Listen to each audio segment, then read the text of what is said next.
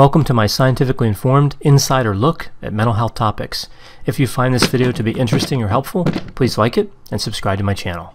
Hello, this is Dr. Grande. Today's question asks if I can take a look at the characteristics of a wife who's narcissistic. So in this video, I'll be focusing on a husband and wife relationship, ostensibly a relatively stable one. And this, of course, could also apply to a long-term partnership, whether or not the couple was married. The idea here is the expectations are that the couple will stay together, support each other, and work to meet common goals. Some of the things that we would expect from a long-term relationship. So I'll answer this question by looking at the 10 characteristics of a wife with narcissistic traits. There, of course, are a lot of signs. I'm focusing here on the narcissistic behaviors that would be directly observable by the husband. So first I'll take a quick look at narcissism and then get right into the 10 characteristics here. So what is narcissism? Well, narcissism is a set of personality traits characterized by being self-centered, having a sense of entitlement, having a need for admiration, and having low agreeableness, being disagreeable.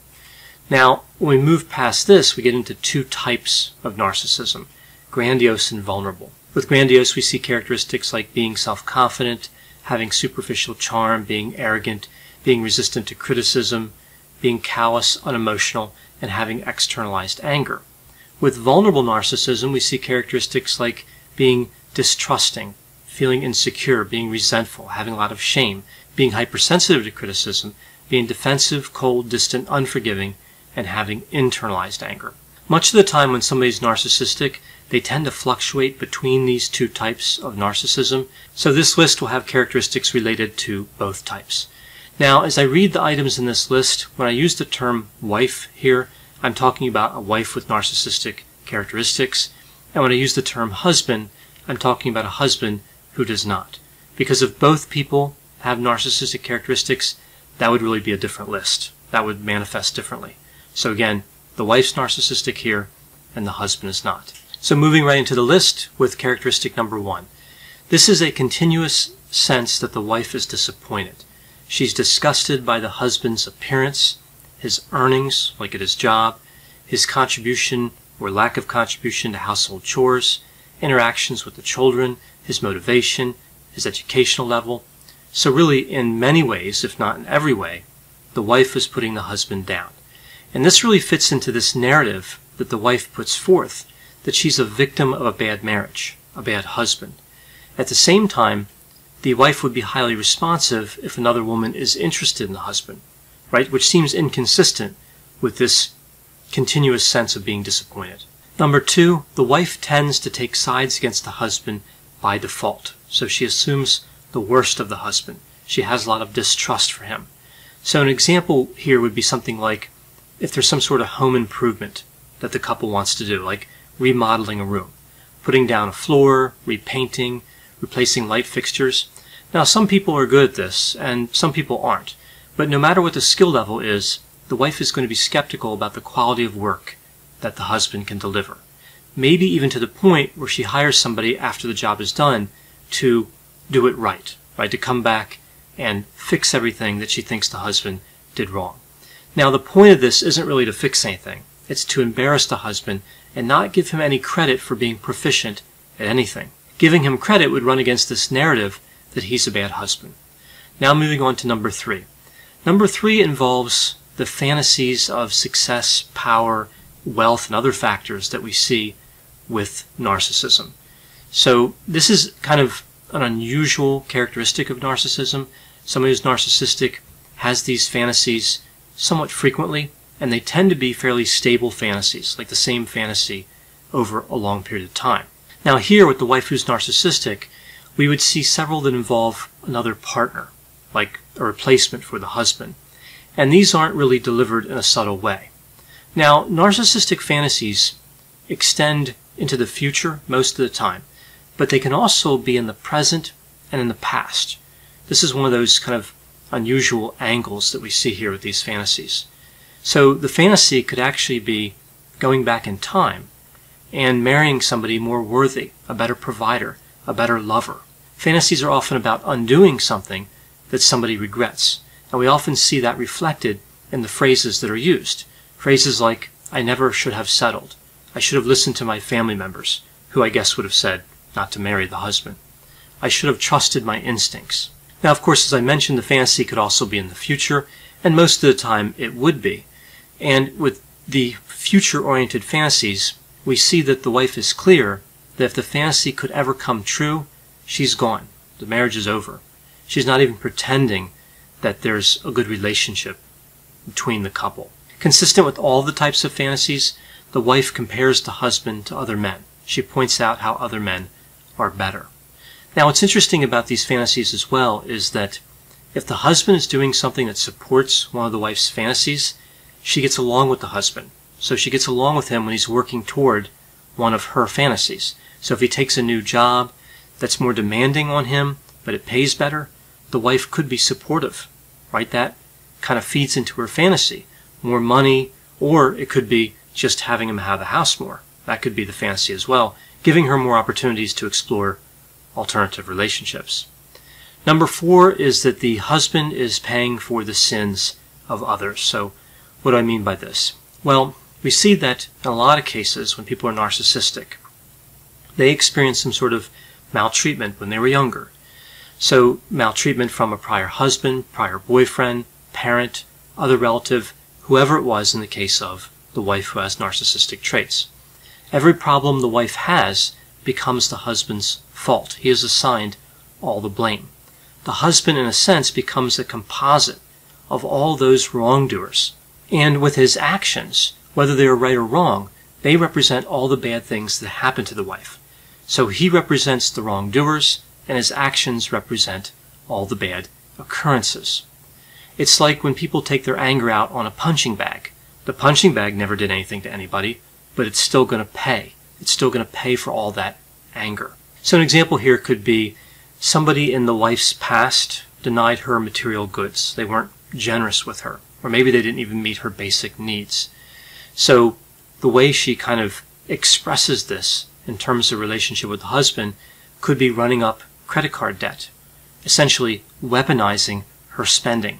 When she's caught, when the credit card bill comes in and somebody has to pay it, she suggests that this makes her even with the husband. This is actually a very common way for a wife with narcissistic traits to explain away maladaptive behavior. The narrative that the wife paints has always been one where they're both hurting each other, but unequally, right? She has the worse end of the deal. So if she gets caught with this bad behavior, she says, okay, for right now, this just makes us even. And this is typically the most blame that the wife will ever accept, regardless at what point in the marriage that we're looking at. Number 5 is that there's no true connection in the marriage. So the wife is emotionally distant and callous. And this is really not surprising given the characteristics of narcissism. We can see a lot in the style of communication between two people. I've worked a lot with couples where one or sometimes both of the people were narcissistic. But again, here I'm just talking about a situation where one person's narcissistic. And it's really fairly easy over time to kind of pick up how some relationships are really cold and distant, and how destructive that is to the relationship. We see that when the wife is confronted, when she's asked to talk about emotional topics, she dodges them. She avoids depth, or more likely is incapable of connecting deeply, and she gets frustrated. So she might say something like, I don't know what you want. We're talking. I don't know what you want me to say. So there's just really no room to move. There's no room to move more deeply.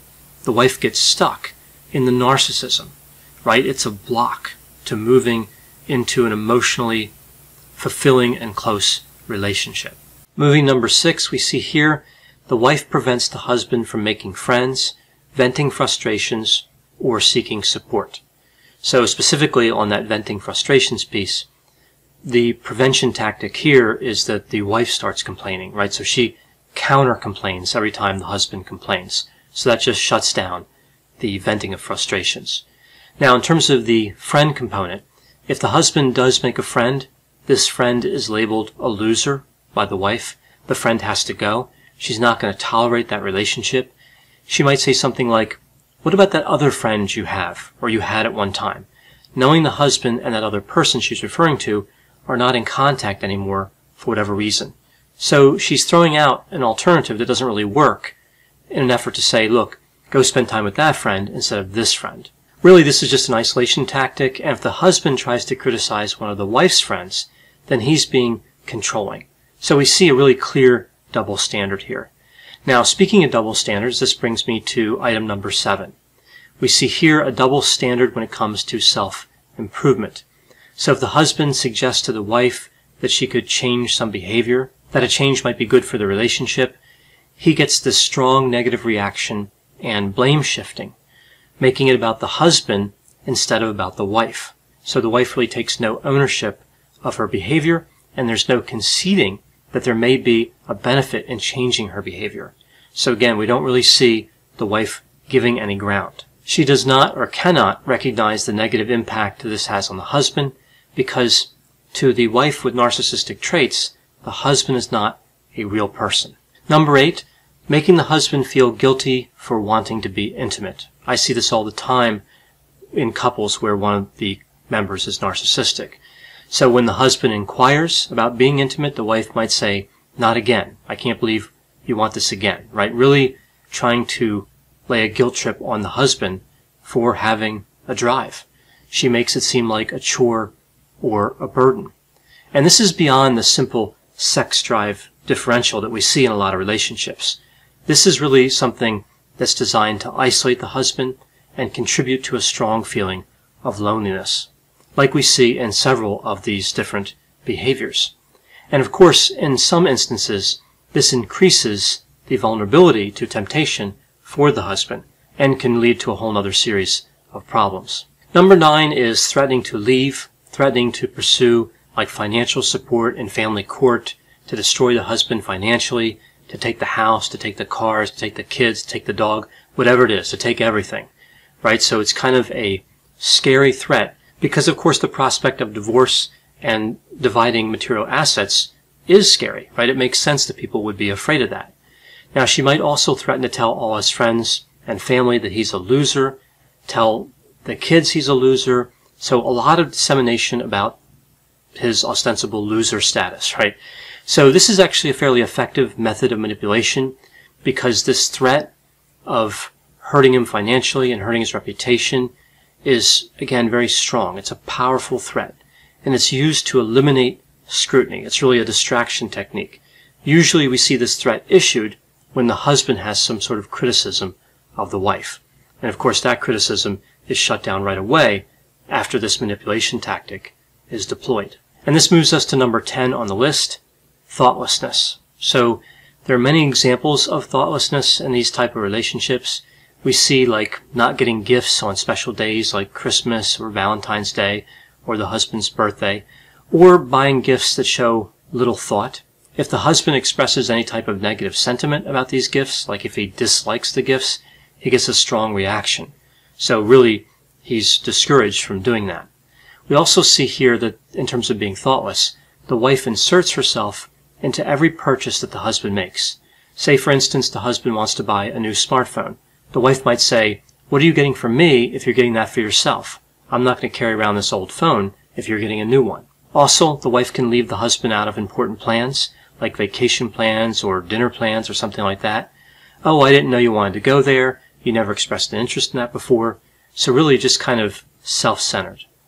Now, the paradox about this lack of thoughtfulness is that the husband can see the thoughtfulness that he would want. It's the thoughtfulness that the wife directs at herself. So the husband sees it all the time. It's on display clearly in this relationship, but no part of that is for him. So in a sense, the wife looks capable. She knows how to be thoughtful, but she's choosing not to invest any effort or caring in the marital relationship. So those are the 10 characteristics of a wife with narcissistic traits. I know whenever I talk about topics like narcissism, there'll be a variety of opinions. Please put those opinions and thoughts in the comment section. They always generate really interesting dialogue. As always, I hope you found this description of narcissistic behaviors to be interesting. Thanks for watching.